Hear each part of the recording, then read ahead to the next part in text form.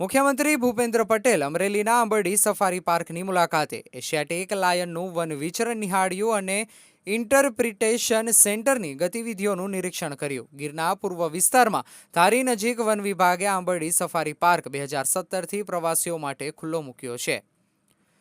મુખ્યમંત્રી ભૂપેન્દ્ર પટેલે અમરેલી જિલ્લાના આંબરડી સફારી પાર્કની નિરીક્ષણ મુલાકાત લઈને એશિયાટિક લાયનનું વન વિચરણ નિહાળવાનો રોમાંચ અનુભવ્યો હતો. મુખ્યમંત્રીએ 272 કરોડના 77 જેટલા વિવિધ વિકાસ કામોના લોકાર્પણ અને ખાતમુહૂર્ત માટે અમરેલી જિલ્લાની એક દિવસીય મુલાકાતે હતા.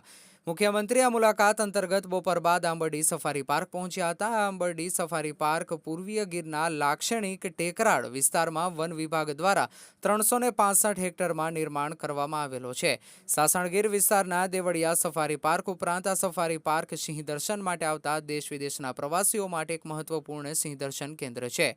ઇન્ટરપ્રિટેશન ઝોન તરીકે ઓળખાતો આ સફારી પાર્ક એશિયાટિક લાયન ઉપરાંત ઝરખ, ચિત્તલ, ચિકારા અને કાળિયાર જેવા વિવિધ પ્રકારના વન્ય પક્ષીઓ માટે પણ વન વિચરણનું આકર્ષણનું કેન્દ્ર છે.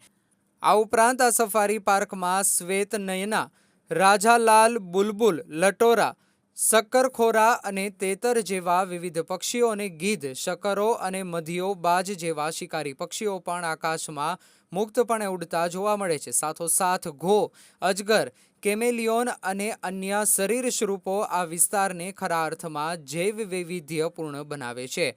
મુખ્યમંત્રી ભૂપેન્દ્ર પટેલે આંબરડીના ઇન્ટરપ્રિટેશન સેન્ટરની મુલાકાત દરમિયાન ગીરમાં સિંહના ઉદ્ભવથી વર્તમાન વિસ્તરણ સુધીની ગાથાની ડિજિટલ પ્રસ્તુતિ નિહાળી હતી. એટલું જ નહીં, સાંભર બ્રીડિંગ સેન્ટર તથા વન્ય પ્રાણીઓ માટેના રેસ્ક્યુ એન્ડ રિહેબિલિટેશન સેન્ટરની પ્રવૃત્તિની પણ વિગતો મેળવી હતી. ત્યારબાદ આંબરડી સફારી પાર્કમાં આવતા પ્રવાસીઓ માટેના રૂટ પર પ્રાકૃતિક વૈભવ સાથે એશિયાટિક લાયનના વન વિચરણ નિહાળવાનો રોમાંચક અનુભવ પણ મુખ્યમંત્રીએ કર્યો હતો.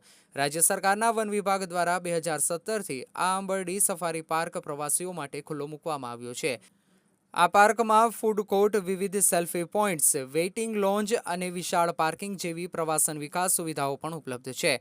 આંબરડી સફારી પાર્કની આ મુલાકાતમાં મુખ્યમંત્રી ભૂપેન્દ્ર પટેલ સાથે નાયબ વન સંરક્ષક રાજદીપસિંહ ઝાલા અને વન અધિકારીઓ જોડાયા હતા અને જરૂરી વિગતો પૂરી પાડી હતી.